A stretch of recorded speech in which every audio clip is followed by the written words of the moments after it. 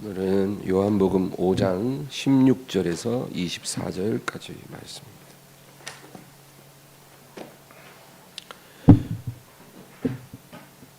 5장 16절에서 24절까지 다 같이 읽습니다. 그러므로 안식일에 이러한 일을 하신다 하여 유대인들이 예수를 박해하게 된지라. 예수께서 그들에게 이르시되 내 아버지께서 이제까지 일하시니 나도 일한다 하시매 유대인들이 이로 말미암아 더욱 예수를 죽이고자 하니 이는 안식일을 범할 뿐만 아니라 하나님을 자기의 친아버지라 하여 자기를 하나님과 동등으로 삼으심이로라. 그러므로 예수께서 그들에게 이르시되 내가 진실로 진실로 너희에게 이르노니 아들이 아버지께서 하시는 일을 보지 않고는 아무것도 스스로 할 수 없나니 아버지께서 행하시는 그것을 아들도 그와 같이 행하느니라. 아버지께서 아들을 사랑하사 자기가 행하시는 것을 다 아들에게 보이시고 또 그보다 더 큰 일을 보이사 너희로 놀랍게 여기게 하시리라. 아버지께서 죽은 자들을 일으켜 살리심 같이 아들도 자기가 원하는 자들을 살리느니라. 심판을 이는 모든 사람으로 아버지를 공경하는 것 같이 아들을 공경하게 하려 하심이라. 아들을 공경하지 아니하는 자는 그를 보내신 아버지도 공경하지 아니하느니라. 내가 진실로 진실로 너희에게 이르노니 내 말을 듣고 또 나 보내신 이를 믿는 자는 영생을 얻었고 심판에 이르지 아니하나니 사망에서 생명으로 옮겼느니라. 아멘.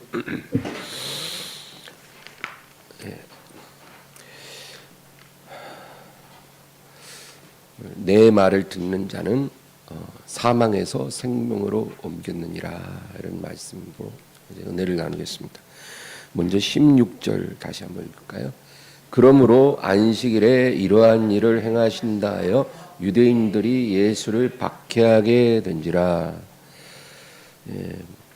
예수님이 안식일에 무슨 일을 행하셨을까요? 예루살렘 양문 곁에 베데스다 못가에 있었던 38년 된 병자를 예수님이 고쳐주셨죠. 그것이 안식일에 이루어졌습니다. 그러니까 바리새인들은요, 하나님이 십계명 중에 안식일을 이제 거룩하게 지키라. 그래서 안식일 날 어떤 노동도 하지 말라 그랬잖아요.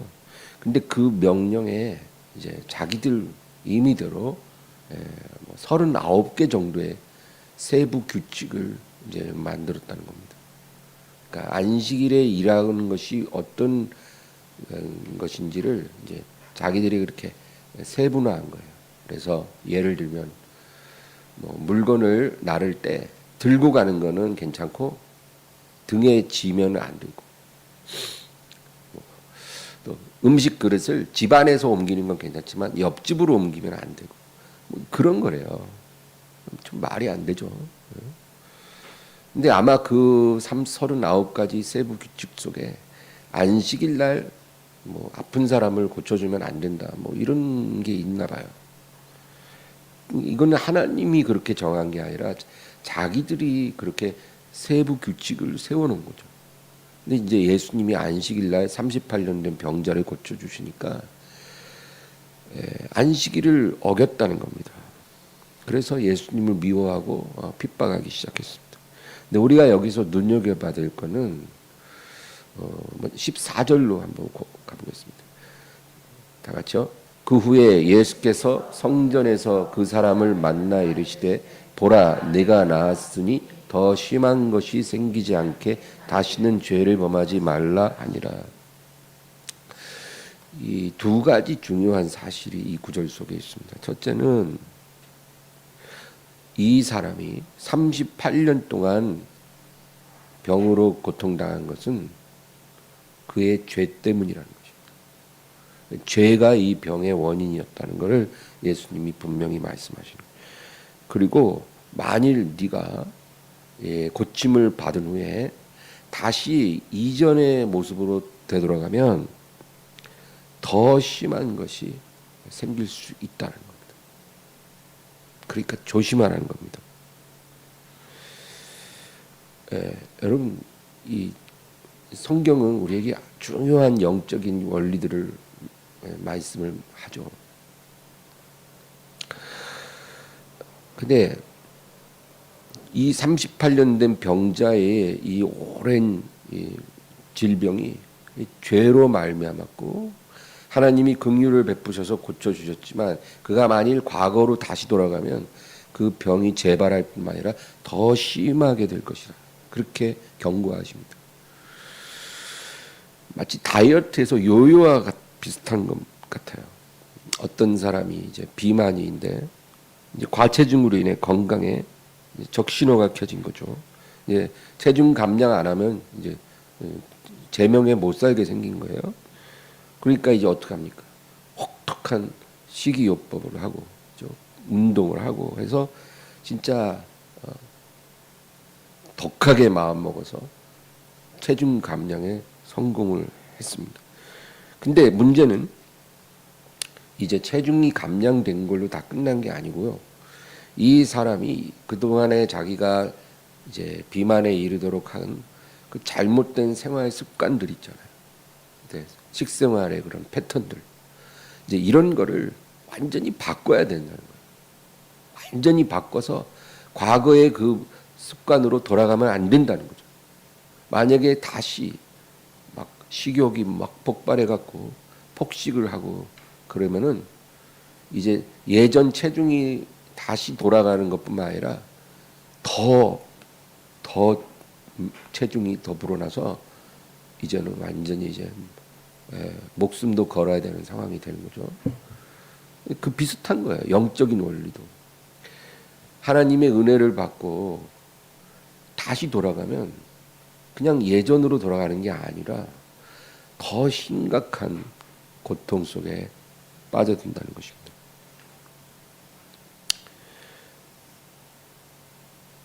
그래서 이런 비슷한 말씀을 예수님이 마태복음에서도 했어요. 마태복음 12장 43에서 45 읽겠습니다. 더러운 귀신이 사람에게서 나갔을 때 물 없는 곳으로 다니며 쉬기를 구하되 쉴 곳을 얻지 못하고 이에 이르되 내가 나온 내 집으로 돌아가리라 하고 와 보니 그 집이 비고 청소되고 수리되었거늘 이에 가서 저보다 더 악한 귀신 7을 데리고 들어가서 거하니 그 사람의 나중 형편이 전보다 더욱 심하게 되느니라. 이 악한 세대가 또한 이렇게 되리라. 같은 원리입니다. 병이 고침을 받고 이전으로 돌아가면 더 심한 병이 생긴다 그랬잖아요. 근데 귀신의 역사도 마찬가지. 귀신에게 고통당하는 사람이 이제 그 귀신이 나갔다는 거예요. 하나님의 은혜겠죠. 그런데 귀신이 나간 후에 변화돼야 되는데 변화되지 않으면 이전과 동일한 삶으로 다시 돌아가면 나간 귀신이 다시 돌아올 뿐만 아니라 저보다 더 악한 귀신 7을 데리고 들어온다는 거예요. 그럼 어떻게 되겠어요? 완전히 박살 나는 거죠. 그러니까 차라리 귀신이 덜 악한 그 귀신 한 마리가 그냥 원래 예전처럼 있었던 게 더 나을 뻔했어요. 그런 일이 일어난다는 것입니다. 그리고 예수님 뭐라 해요? 이 악한 세대가 또한 이렇게 되리라. 하나님의 은혜를 받고 나서 이전으로 다시 돌아가는 사람, 이전으로 다시 회귀하는 세대, 그런 세대를 악한 세대라고 그렇게 말합니다. 그러니까 여러분, 지금 뭐 예를 들어 아프리카의 어떤 나라에는 아직 교회가 별로 없다 쳐요. 그러면 그 교회가 복음이 아직 온전히 들어가지 않은 그 나라의 그 영적 상태보다 교회가 이미 다 세워지고 복음이 다 전해져서 하나님의 은혜를 많이 받은 대한민국이 만약에 그 은혜를 버리고 믿지 않던 예전의 모습으로 돌아간다면 그럴 수도 있다는 거죠. 교회가 영적으로 죽어버리고 이제 완전히 회칠한 무덤 같은 거예요. 있기는 있는데 죽은 교회인 거예요. 예.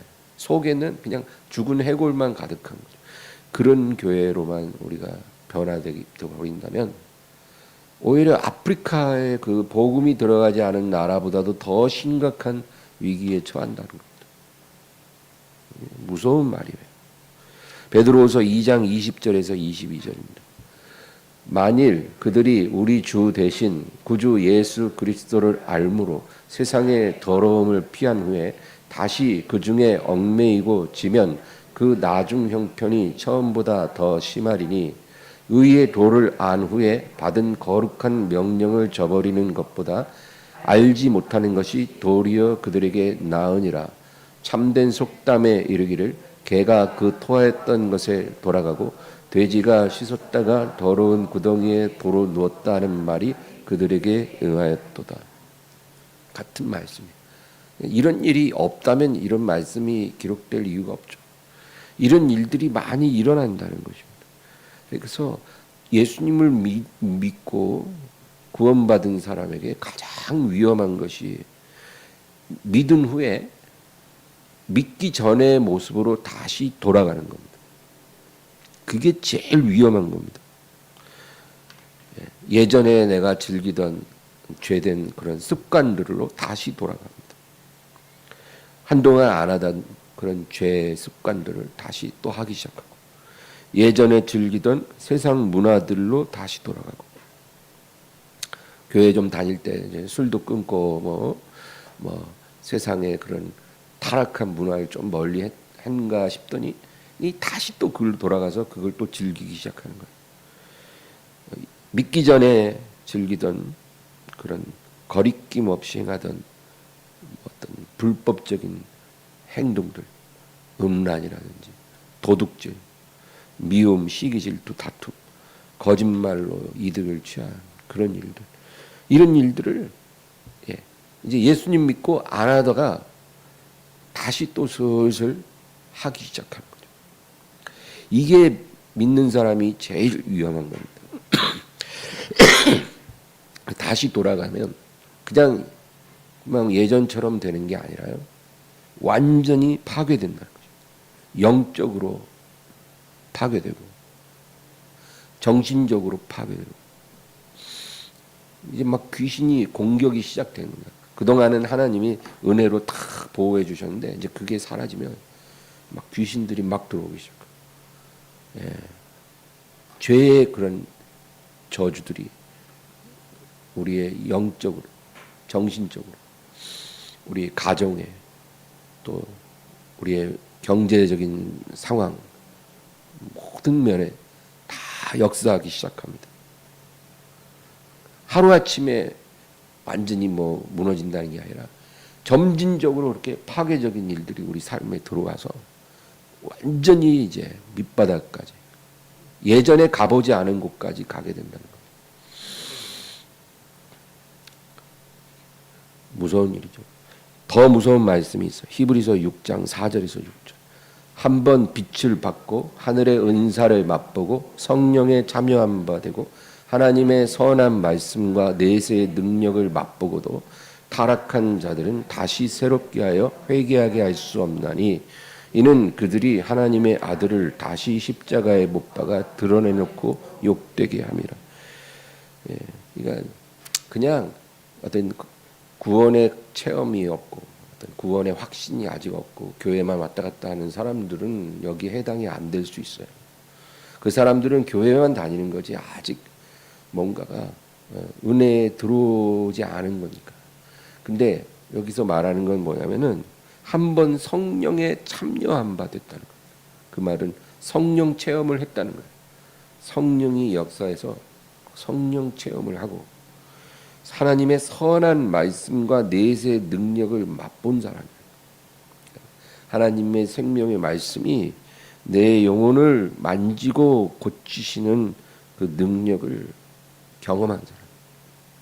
말씀이 내 영혼에 들어와서 나를 변화시키고 고치는 것을 경험한 사람. 그런 사람이 다시 타락할 수 있다는 거예요. 다시 타락한 사람들이 있다는 거예요. 그러면 이게 뭐냐? 이거는 그냥 믿다가 한두 번 유혹에 넘어져서 죄 짓고 이런 얘기가 아니에요. 그런 거는 우리가 다 그럴 수 있어요. 유혹에 한두 번 넘어질 수 있고, 그렇죠? 예. 죄인 줄 알면서 또 죄를 짓기도 합니다. 예. 그러면 안 되겠지만 다 그렇게 된다는 거죠. 그런데 그런 게 아니라 의지적으로 딱 타락의 길을 선택하는 거예요. 예. 은혜를 받아놓고도 그냥 타락의 길로 가기로 자기가 결정을 하고 그 길로 가는 거예요. 그리고 이제 더 이상 뭐 어쩌다 한번 연약해서 넘어지고 죄 지으면 회개했지만 이제는 아예 내가 딱 결정하고 이 길로 가기 때문에 이제 회개할 의미도 없죠. 그러니까 이제 회개를 중단해 버린 거예요. 이런 사람들이 있다는 거예요. 예. 아유 뭐 그래도 죽기 전에 다시 돌아와서 회개하면 되지 않겠나. 그렇게 안 된다는 거예요. 다시 새롭게 하고 회개하게 할 수 없다는 거예요. 그러니까 새롭게 되고 회개하는 것도 내 마음대로 되는 게 아니라 성령이 역사해야 되는 거거든요. 근데 그 은혜가 이제 없다는 거예요. 아주 심각하고 뭐 그냥 이제 더 이상 이제 뭐 기회가 없다 그 얘기입니다. 히브리서 3장 12절에서 13절. 형제들아 너희는 삼가 혹 너희 중에 누가 믿지 아니하는 악한 마음을 품고 살아계신 하나님에게서 떨어질까 조심할 것이요 오직 오늘이라 일컫는 동안에 매일 피차 권면하여 너희 중에 누구든지 죄의 유혹으로 완고하게 되지 않도록 하라. 이 말씀도 중요합니다. 너희는 너희 중에 혹시 믿지 아니하는 악한 마음을 품고 살아계신 하나님으로부터 떨어질까 조심하라. 이게 바깥에 있는 사람들이 아니라 교회 안에 성도들 중에 형제들 중에 어떤 사람이 악한 마음을 갖고 하나님으로부터 스스로 떨어져 나갈까 조심하라. 만약에 그런 사람이 보이거든 오직 오늘이라 일컫는 동안에 그러니까 이게 뭐예요? 하루도 지체하지 말라는 거예요. 그 사람을 권면하고 다시 데려오는 일을 지체하지 말고 미루지 마라. 바로 오늘이라 일컫는 동안에 매일 피차 권면하여 너희 중에 누구든지 죄의 유혹으로 완고하게 되지 않도록 하라. 네. 교회가 존재하는 이유 중에 하나가 이거예요. 교회는요 그냥 모여서 예배드리고 돌아가는 데가 아닙니다. 교회는 예배도 함께 드리지만 교제가 반드시 있어야 돼요. 영적 교제입니다. 모여서 세상 얘기하는 그런 교제가 아니라 영적 교제가 반드시 있어야 돼요. 그래서 서로 자신의 연약함도 드러내고 또 기도도 같이 하고 또 위로도 나누고 또 권면도 하고 이렇게 해서 매일 피차 권면하는 곳이 교회입니다. 이런 모임이 없다. 저는 그냥 주일날 되면 교회 가서 예배만 드리고 오는데 이 사람은 교회 생활을 하는 게 아니에요. 예. 그 사람은 완전 반쪽짜리 신앙생활을 하는 거예요. 그렇게 신앙생활하면 안 돼요. 반드시 교회 안에서 교제가 있어야 돼요. 그리고 매일 피차 권면하는 그런 관계가 이루어져야 돼요. 그래서 만약에 예를 들어 어떤 사람이 교회 잘 다니다가 갑자기 바람이 났어요. 직장에서 만난 뭐 어떤 유부남과 유부녀와 만나서 연애를 하고 잘못된 길로 가는 거를 대부분 그런 거는 모르게 하겠죠. 근데 이제 교회에서 이제 서로 그 얘기를 하고 알게 됐다는 거죠. 아유 뭐 개인의 사생활인데 우리가 뭐라 그러겠어. 괜히 말했다가 뭐 싸움만 나지. 이러면 안 된다는 거예요. 그럴 때는 매일 피차 권면하여 너희 중에 누구든지 죄의 유혹으로 완고하게 되지 않도록 한번 유혹이 마음속에 들어와서 마음이 완악해져서 이제 회개도 중단하고 그 멸망의 길로 간다는 거예요. 그 사람이. 이제 그러면 이제 교회도 안 나오죠 결국. 그런 사람이 없도록 그렇게 되기 전에 매일 피차 권면해서 이렇게 책망하고 기도하고 그래서 그 사람을 불 속에서 건져내라는 거예요. 너만 구원받으려 하지 말고 그 사람을 구원해라. 이것이 바로 교회의 기능이에요. 그 다음 14절. 우리가 시작할 때 확신한 것을 끝까지 견고히 잡고 있으면 그리스도와 함께 참여한 자가 되리라. 우리가 시작할 때 확신한 것. 예수님을 믿고 우리가 구원받았다는 거죠. 그것을 끝까지 견고히 잡고 있으면 그리스도와 함께 참여하게 되리라. 그러니까 우리가 구원은 이미 예수님을 믿을 때 받은 거예요. 우리의 구원은 완성된 거예요. 그러나 부활의 날까지 끝까지 그것을 견고히 잡고 있어야 한다. 이미 받은 구원을 우리가 견고히 붙들고 있어야 되는 거예요. 그래야 그날에 그리스도와 함께 영원한 생명의 영원한 나라에 참여하게 되리라. 그렇게 말씀하는 겁니다. 그래서 우리가 구원을 못 받아서 여기 있는 게 아니라 구원 받고 있는 거예요. 다만 우리가 그날까지 견고히 잡기 위해서 우리가 이렇게 예배도 드리고 기도도 하고 서로 교제도 하는 거예요. 그건 반드시 필요합니다. 성경적으로 여러분이 신앙생활 지금 잘하고 있는 거예요. 다시 요한복음 5장 14절로 가겠습니다. 그 후에 예수께서 성전에서 그 사람을 만나 이르시되 보라 내가 나았으니 더 심한 것이 생기지 않게 다시는 죄를 범하지 말라 하시니. 그래서 이 같은 맥락에서 예수님은 이 38년 된 병자가 네가 고침을 기적적으로 받았으나 네가 다시 돌아가면 더 큰 것이 생겨서 너는 완전히 패망하게 된다. 더 이상 기회가 없다는 거예요. 그러니까 그러지 않도록 예전으로 돌아가지 말라는 거예요. 예수님이 신신당부하고 있는 거죠. 제가 주일날 팔복 중에서 6번째로 청결한 마음을 가진 자는 복이 있다 그 얘기했잖아요. 청결한 마음이 뭐라 했어요? 하나님 앞에서 죄를 감추지 않는 거예요. 숨기지 않는 거죠. 그래서 정직하게 자백하고 용서를 구하는 마음. 이게 이제 청결한 마음이라고 그랬잖아요. 근데 제가 오늘 아침에 교회 와서 이렇게 기도를 하는데 이제 성령께서 가끔 저한테 이렇게 불현듯 레슨을 하셔요. 오늘도 그냥 일반적인 기도를 이렇게 하고 있는데 성령님께서 마음을 강하게 감동을 하시고 이제 말씀을 하시더라고요. 네가 주일날 전한 그 설교에 그 부족한 게 있다는 거예요. 네가 전하지 않은 진리가 있다. 너가 청결한 마음에 대해서 설명한 것이 완전하지 않다. 예. 정직한 마음으로 죄를 감추지 않는 것도 맞지만 청결한 마음은 그게 아니라 내 마음에 죄를 계획하지 않는 거라는 거예요. 근데 제가 요즘에 감기 때문에 한 2주간 좀 정신이 없어서 말씀 준비하는데 이렇게 뭔가 허점이 있었던 것 같아요. 근데 그래서 내가 온전하게 그 의미를 전달하지 않은 건데 성령께서 오늘 아침에 그거에 대해서 저에게 가르쳐 주시더라고요. 청결한 마음은 내 마음의 죄를 계획하지 않는 것이다. 죄를 지으려고 하는 나의 의지, 미련, 욕망을 버리는 것.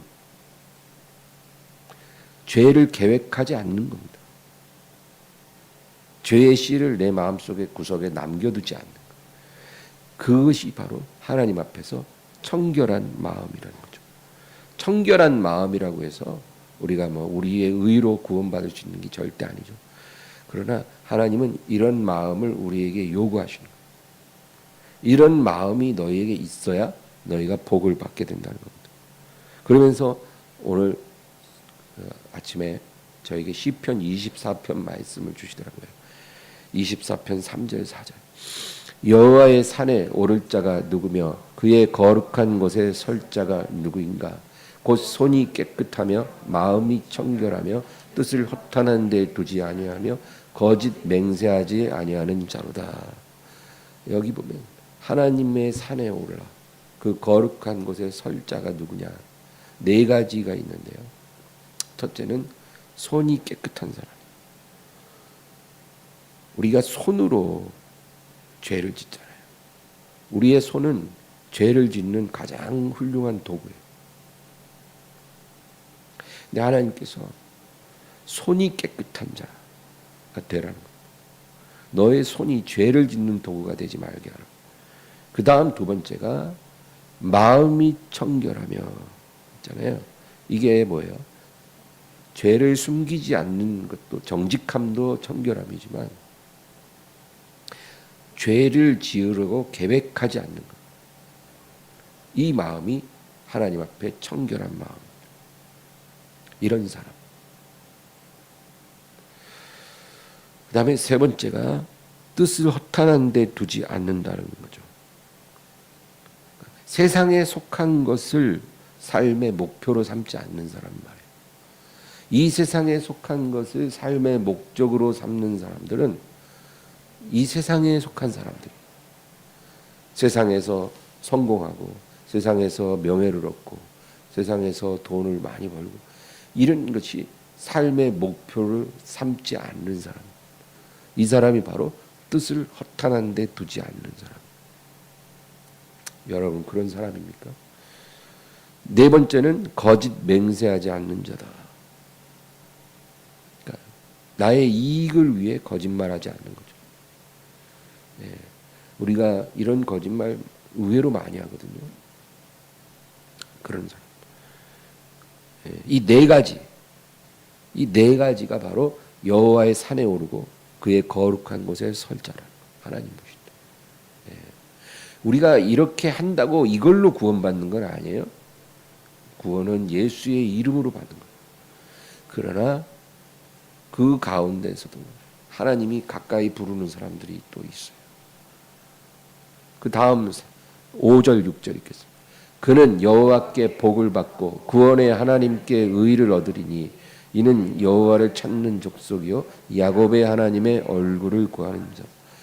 우리가 교회 와서 예배드리고 뭐 찬양하고 이런 게 하나님의 얼굴을 구하는 것만이 아닙니다. 그거는 하나의 결과물이지 그것이 본질이 아니에요. 찬양 막 한다고 해서 하나님의 얼굴을 구하는 게 아니에요. 하나님의 얼굴을 구하는 사람이 그런 찬양을 하게 된다는 거죠. 하나님의 얼굴을 구하는 사람은 어떤 사람이냐? 아까 그 네 가지를 자기가 취하는 사람. 우리가 이런 사람이 되기 위해 노력하잖아요. 그게 바로 하나님의 얼굴을 구하는 사람이에요. 네. 손이 깨끗하려고 하고 마음을 청결하게 하고 뜻을 허탄한 데 두지 않고 거짓 맹세하지 않고 이런 거. 이게 바로 하나님의 얼굴을 구하는 것입니다. 예수님은 이 38년 된 병자에게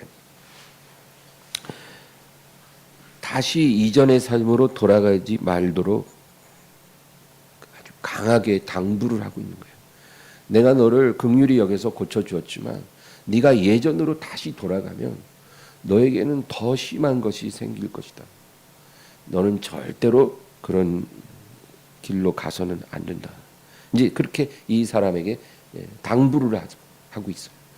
그런데 유대인들은 예수님이 안식일 날 그 사람을 고쳐줬다고 지금 예수님을 미워하고 있는 거예요. 그러니까 하나님의 아들이 이 세상에 오셔서 우리에게 행하신 일은 너무 거룩하고 아름다운데 그 예수님을 둘러싼 죄인들의 모습은 너무나 인간적이고 육체적이고 세상적이고 아니 안식일 날 사람을 고쳐줬는데 그게 어떻게 안식일을 어긴 겁니까? 하나님이 그런 법을 정한 적이 없어요. 더군다나 예수님이 누구십니까? 하나님이잖아요. 근데 그분이 안식일을 어겼다. 안식일을 제정하신 자인데 그 안식일을 제정하신 하나님이 육신으로 오셔갖고 안식일날 병자를 고쳤는데 그 사람 예수님 보고 네가 안식일을 어겼다고 말한 게 얼마나 말이 안 되는 상황입니까? 오늘 본문 요한복음 5장 17, 18절 보겠습니다. 예수께서 그들에게 이르시되 내 아버지께서 이제까지 일하시니 나도 일한다 하시매 유대인들이 이로 말미암아 더욱 예수를 죽이고자 하니 이는 안식일을 범할 뿐만 아니라 하나님을 자기의 친아버지라 하여 자기를 하나님과 동등으로 삼으심이로라. 이제 유대인들이 예수님에 대한 증오가 더 커졌어요. 왜냐하면 예수님이 안식일만 범할 뿐만 아니라 하나님을 내 아버지라고, 하나님을 내 아버지라고 하심으로 자기를 하나님과 동등으로 삼으셨다. 그러니까 이제는 미워하는 정도가 아니라 이 사람은 신성 모독의 죄를 범했기 때문에 살려두면 안 된다. 이렇게 된 거예요. 유대인들은요, 여러분, 유대인들은 예수님 당시에 이 하나님의 이름을 자기 입술로 부르지 않았어요. 왜냐하면 하나님의 이름을 그 입술로 발하면 그것도 불경한 거라고 생각했어요. 하나님의 이름이 뭐예요? 우리가 성경 구약 성경에 보면 여호와, 야훼 이렇게 말해요. 이 야훼라는 것이 하나님의 이름이네요. 구약 성경에. 근데 그 구약 성경에 야훼라고 써진 부분을 읽을 때는 야훼라고 발음하지 않고 아도나이라고 발음을 해요. 아도나이는 뭐냐면 주라는 뜻이에요. 주, 주님. 그러니까 하나님의 이름을 부르지 않고 그곳에서 주님 이렇게 부르는 거예요. 이름을 안 부르는 거예요. 하나님께 불경하지 않으려고 그렇게 조심했다는 겁니다. 그런데 지금 예수님이 뭐라 그래요? 하나님은 내 친아버지라는 거예요. 이게 유대인들에게 얼마나 이 충격을 줬겠어요.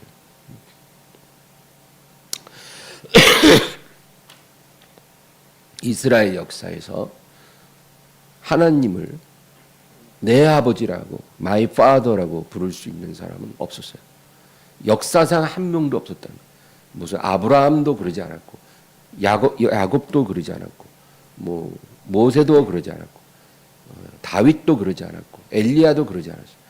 이 사람들은 위대한 선지자지만 그냥 하나님의 종이고 하나님의 사환이지 하나님의 아들이 아니에요. 하나님도 그들을 아들이라고 여기지 않았고 그들도 하나님을 아버지라고 부른 적이 한 번도 없어요. 아무리 위대한 사람도 왕이 됐든 선지자가 됐든 대제사장이 됐든. 그런데 지금 한 사람이 나타나서 하나님이 내 친아버지라는 거예요. 근데 무슨 대단한 인물이 그런 말을 해도 그건 용납할 수 없잖아요.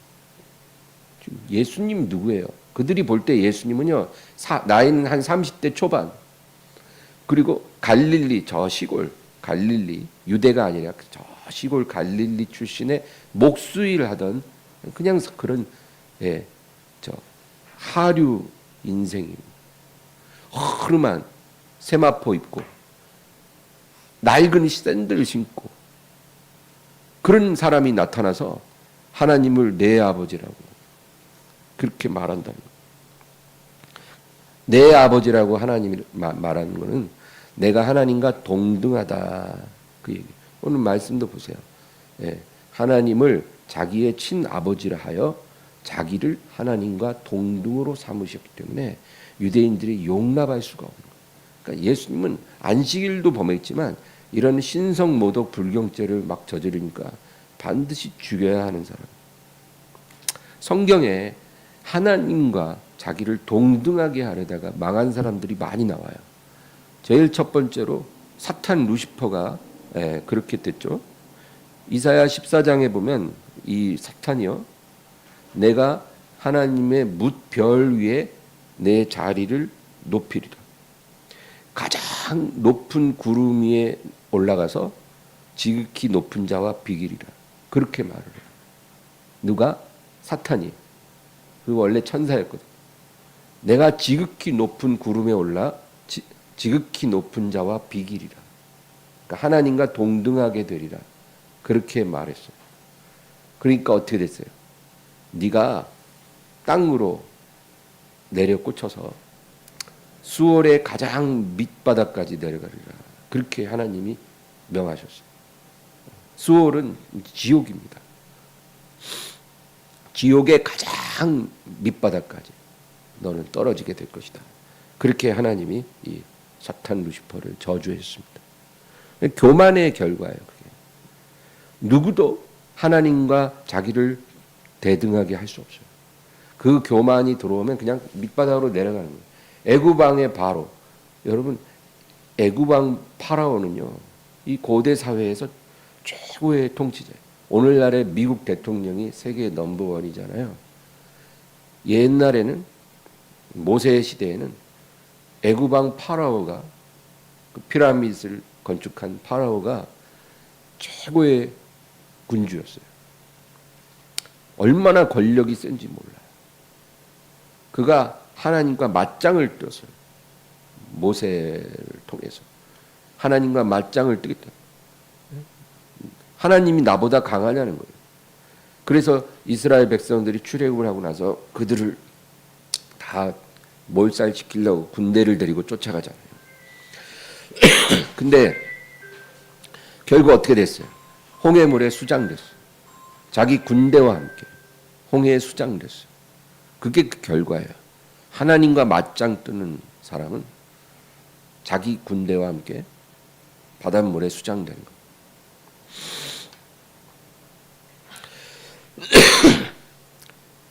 바벨론 왕 느부갓네살, 이 사람도 어마어마한 군주입니다. 그래서 그가 하나님을 무시하고 자기를 높였어요. 내가 내 권능으로 이 제국을 건설했다. 그러다 어떻게 됐어요? 7년간 미쳐버렸어요. 하나님이 낮추신 겁니다. 그렇게 교만하니까 7년 동안 짐승처럼 풀을 뜯어먹고 이슬을 마시고 살게 하셨어요. 미쳐가지고. 그게 하나님이 하시는 일이에요. 에스겔 28장에는 교만한 두로왕이 나옵니다. 교만한 두로왕에게 하나님 뭐라고 하시냐면, 하나님이 아닌 네가 하나님인 채 한다는 거예요. 너는 하나님이 아니거늘 너는 네가 하나님인 줄 안다. 그러면 이제 장차 조만간 너를 죽이는 자 앞에서 네가 하나님이 될 수 있는지 내가 보리라. 그렇게 말씀하세요. 에스겔 28장. 그러니까 이 두로 왕도 비참한 종말을 맞이한다는 것입니다. 사도행전 12장엔 헤롯이 백성 앞에서 하나님인 척했어요. 여러분, 모든 권력은 하나님이 주신 거예요. 예. 뭐 우리나라 헌법에는 모든 권력은 국민에게서 난다 그러지만 그거는 그냥 헌법이니까 그런 거고, 성경은 그렇게 얘기 안 해요. 모든 권력은 하나님으로부터 내려오는 거예요. 어떤 대통령이든 어떤 왕이든 간에 하나님이 그 사람을 그렇게 세웠기 때문에 그런 권력을 한시적으로 받는 거죠. 근데 이 헤롯 왕이 백성들 앞에서 하나님인 척했어요. 선을 넘었다는 거예요. 요즘 말로 선을 넘었어요. 어떻게 됐을까요? 사도행전 12장 보면 천사가 그날 그를 치매 벌레가 먹어 죽으니라. 창자에 벌레가 먹는 병이 생겨서, 뭐 감염병이겠죠. 그렇게 해서 그냥 바로 죽었습니다. 어떠한 권력자라도 교만하면 비참하게 패망한다는 거예요. 근데 지금 예수님이 유대인들 앞에서 하나님은 내 친아버지라고 그렇게 말을 하니까, 이게 말이죠, 유대인들의 눈에는 너무나 교만한 거고, 죽여 없애야 마땅한 사람이라는 거죠. 19절. 그러므로 예수께서 그들에게 이르시되 내가 진실로 진실로 너희에게 이르노니 아들이 아버지께서 하시는 일을 보지 않고는 아무것도 스스로 할 수 없나니 아버지께서 행하시는 그것을 아들도 그와 같이 행하느니라. 지금 유대인들이요, 이제 머리 뚜껑 열렸어요. 이제 예수님 죽일 생각밖에 안 하는데 그런 사람들 앞에서 더 놀라운 말씀을 하셔요. 지금 내가 너희 앞에서 행하는 이 일들은 내가 임의로 하는 게 아니라 내가 아버지와 하늘에 있을 때, 아버지와 내가 하늘에 있을 때 내 아버지가 하시는 일들을 보고 내가 본 대로 지금 내려와서 내가 아버지가 하시는 그 일을 내가 너희 앞에서 한다는 거예요. 그러니까 진짜 갈수록 점입가경이란 말 있잖아요. 유대인들 입장에서 영원 전부터 아버지와 내가 함께 있고 내가 하늘에서 아버지가 하시는 일을 다 보고 내려와서 지금 너희 앞에서 그대로 하고 있다는 거예요. 그래서 내가 이 38년 병자를 고친 것도 아버지가 하시는 일을 그대로 내가 하고 있다는 거예요. 20절입니다. 아버지께서 아들을 사랑하사 자기가 행하시는 것을 다 아들에게 보이시고 또 그보다 더 큰 일을 보이사 너희로 놀랍게 여기게 하시리라.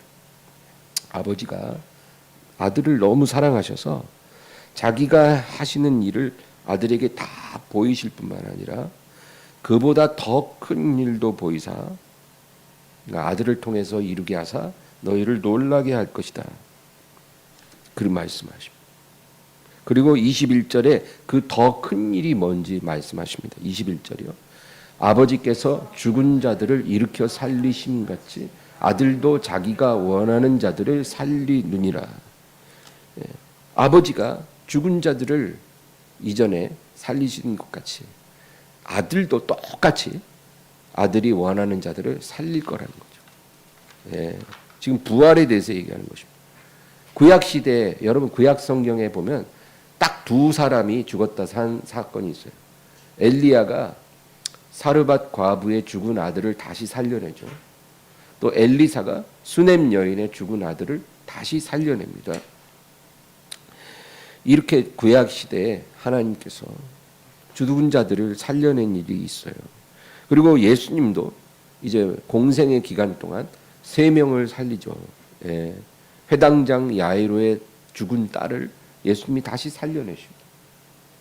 그리고 나인성의 그 과부의 죽은 아들을 관을 메고 나오는데 관에다 손을 얹어서 관에서 일으켜서 아들을 살려주시고, 그리고 죽은 지 나흘 된 나사로, 이제 무덤에 들어간 지 나흘 돼서 이제 거기는 실온 보관을 하니까 냄새가 나죠. 이제 부패에서 냄새가 나는데 그 무덤 앞에서 예수님이 무덤 돌을 옮겨라 하고 나사로야 나오라 하니까 나사로가 그 냄새 나는 썩은 시체가 일어나서 붕대를 감고 걸어 나옵니다.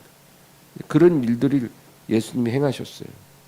근데 지금 예수님이 하시는 말이 뭐냐면 아버지께서 죽은 자들을 일으켜 살리심 같이 아들도 자기가 원하는 자들을 살린다는 거거든요. 그러니까 원래 이 부활의 열쇠는 하나님 아버지의 고유 권한인데, 하나님만이 가지신 권한인데 그 부활의 열쇠를 지금 아들과 공유하신다. 공유. 그 열쇠를 아들과 같이 쓰신다. 그래서 아들도 원하는 자들을 살린다는 거예요. 그 아들이 누구예요? 본인 얘기하시는 거예요. 유대인들 지금 이제 돌 들고 예수님을 쳐서 죽이려고 하는 유대인들 앞에서 점점 더 죽으실 말만 하는 거예요.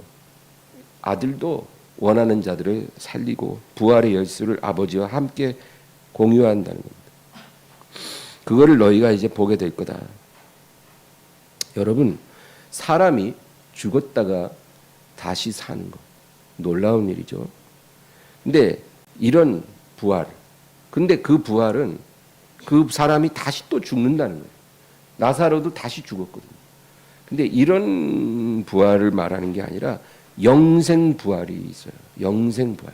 그러니까 한 번 살아서 영원히 사는 거죠. 우리가 소망하는 부활이 영생 부활이에요. 그래서 우리는 장례식에 가서 이 사람 하나님 다시 안 살려주나 이런 기도는 안 해요. 왜?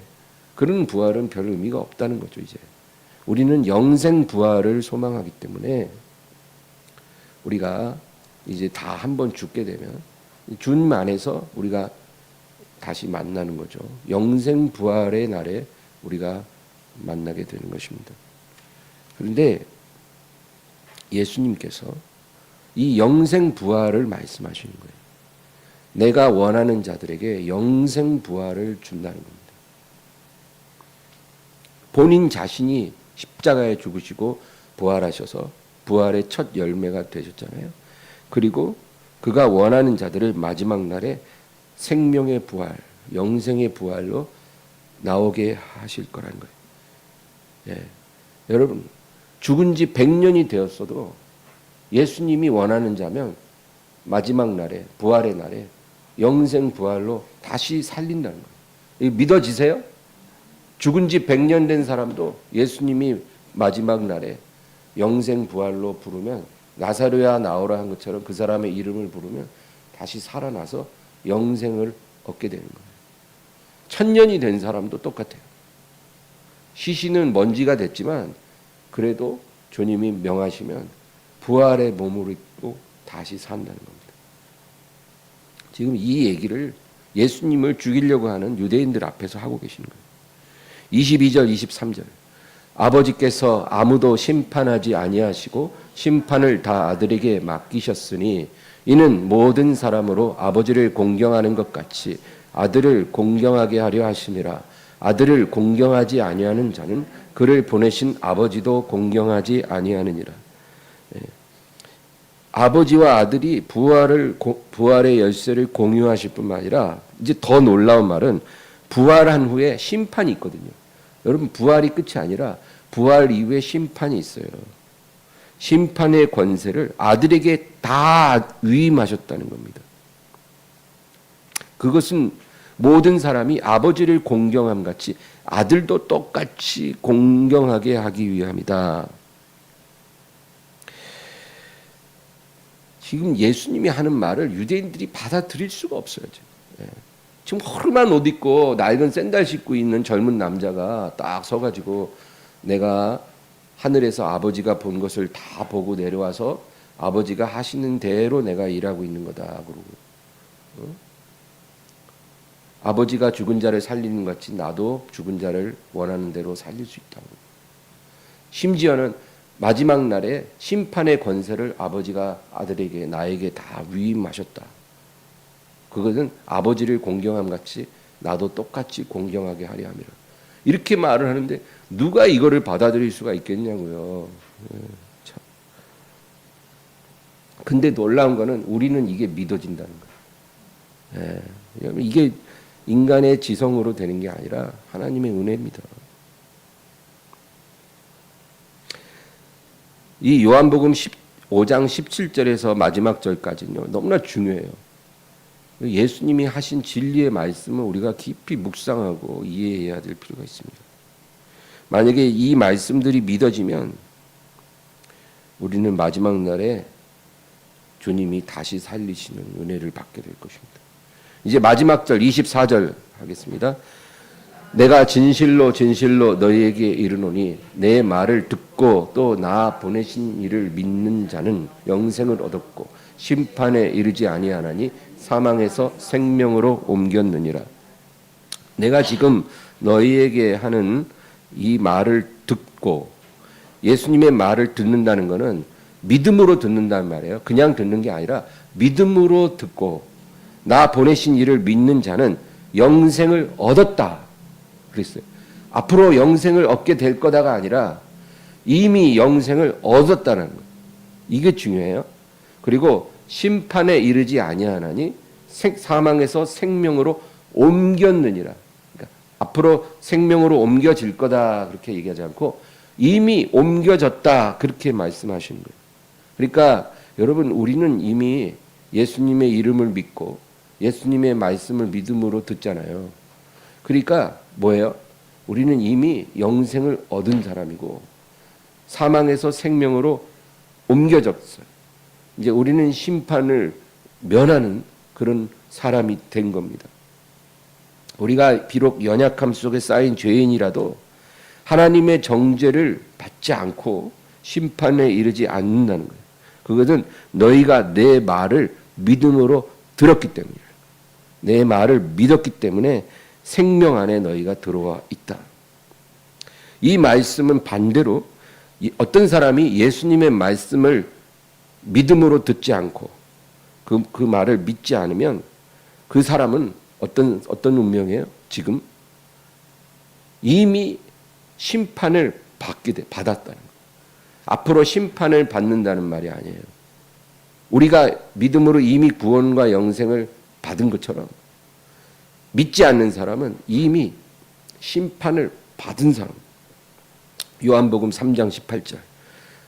그를 믿는 자는 심판을 받지 아니하는 것이요 믿지 아니하는 자는 하나님의 독생자의 이름을 믿지 아니함으로 벌써 심판을 받은 것이니라. 그렇죠? 그러니까 지금 현재 안 믿는 사람, 믿지 않는 사람들은 이미 심판을 받았다는 거예요. 그 이름을 믿지 않고 말씀을 듣지 않으므로 판결이 이미 내려졌다 그 말이에요. 여러분, 판결을 이미 받았어요. 어떤 판결입니까?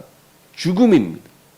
죽음이라는 판결이 이미 법정에서 내려진 거예요. 그 사람들은. 다만 아직 그 판결이 집행되지 않은 거예요. 그 집행일을 알지 못해요. 여러분, 사형수가 사형 판결을 받고 나서 집행일까지 기다리잖아요. 근데 대부분 사형 집행은 언제 되는지 모른대요. 사형 집행일 아침에 알게 된대요. 그래서 그날따라 딱 이상한 분위기가 되고 이렇게 여러 명이 와서 그 사람을 이제 유치장에서 끌어내서 이렇게 어디로 데려갈 때 그날이 바로 집행일이라는 걸 알게 된대요. 그날 아침엔 또 좋은 음식을 준다나요? 그래서 그날 아는 거죠. 그러니까 이미 사형 판결을 받았지만 집행일까지 기간이 있는 것처럼 믿지 않는 사람도 이미 사형 판결을 받았어요. 그런데 이제 집행일까지 기다리고 있는 것뿐이라는 거죠. 언제 집행됩니까? 부활의 날에 집행이 돼요. 의인도 부활하지만 악인도 부활합니다. 그 부활의 날에 의인은 영원한 생명으로 들어가고 악인들은 영원한 형벌로 들어갑니다. 여러분, 이게 믿어집니까? 이게 하나님이 행하시는 일이에요. 예수님에게 이 심판을 위임하셨다는 겁니다. 오늘 여러분 우리가 기억할 것은 나는 하나님을 믿고 있는가? 하나님의 아들의 이름을 믿고 있는가? 그리고 그 말씀을 믿음으로 듣고 있는가? 오늘 24절 말씀처럼 그 말을 내가 믿음으로 듣고 있는가? 그분이 나를 위해 행하신 일들에 내가 정말 깊은 감사와 찬양과 영광을 돌리고 있는가? 정말 예수님이 나를 위해 죽으시고 내가 그분을 믿음으로 구원을 그렇게 받았다면 너무나 감사하잖아요. 내가 정말 그분이 행하신 일에 감사와 영광을 돌리고 있는가? 믿는 자에게 요구하시는 순종의 삶을 살기 위해 나는 노력하고 있는가? 우리가 믿음으로 구원을 받았지만 거기서 끝나는 게 아니라 이제 믿었으니까 구원받았고 거룩한 자녀니까 순종의 삶을 살려고 노력해야 돼요. 노력하는 게 중요한 거예요. 노력이 완전해지라는 말이 아니라 노력하래. 오늘도 노력하고 내일도 노력하고. 나는 그렇게 노력하고 있는가? 오늘 우리가 기도하면서 그거를 스스로에게 물어보시기 바랍니다. 믿는다고 하면서도 무슨 순종은 뭐 개뿔, 내 인생 내 건데 내 맘대로 사는 거지. 인생이 한 번 살지 두 번 사냐? 이렇게 생각하고 사는 가짜 크리스찬들도 너무 많아요. 그러면 안 된다. 나는 지금 어떤 사람인가? 나는 정말 영생을 받을 수 있기에 합당한 그런 온전한 믿음으로 지금 서 있는가? 믿음으로 주님의 말씀을 듣고 있는가? 그걸 스스로에게 물어보시면서 기도하시기 바랍니다. 하나님 아버지 감사합니다. 오늘도 주님께 기도하게 하시고 주여 믿음으로 나아가게 하소서. 하나님께 영광을 돌리게 하여 주시옵소서. 성령님 우리의 기도를 도와주시고 진리의 말씀을 우리가 깊이 깨닫고 이해하고 우리 마음속 깊이 새길 수 있도록 도와주시옵소서. 예수님의 이름으로 기도합니다. 아멘.